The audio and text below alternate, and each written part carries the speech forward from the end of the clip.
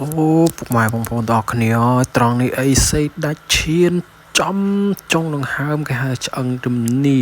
របស់ធឿនធីរ៉ាតែម្ដងធ្វើឲ្យធឿនធីរ៉ាបោះបង់ការប្រកួតនៅត្រឹមតែទឹកទី1ទេពុកម៉ែបងប្អូនចិត្តផុតទឹកទី1ទៅហើយបាទ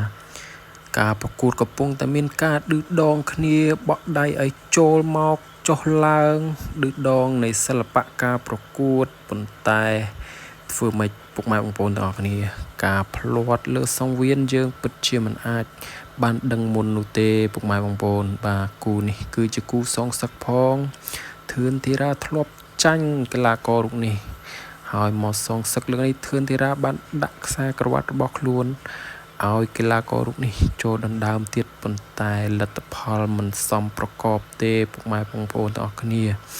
តើអាចទេមានការប្រកួតសងសឹកជាលើកទី3សម្រាប់ធឿនធីរ៉ាពុកម៉ែបងប្អូនទាំងអស់គ្នាយល់យ៉ាងណាសូម comment នៅក្រោមវីដេអូនេះទាំងអស់គ្នាហើយកុំភ្លេចជួយចុចប៊ូតុង share សញ្ញាព្រួយខាងក្រោមផងដែរពុកម៉ែបងប្អូនទាំងអស់គ្នា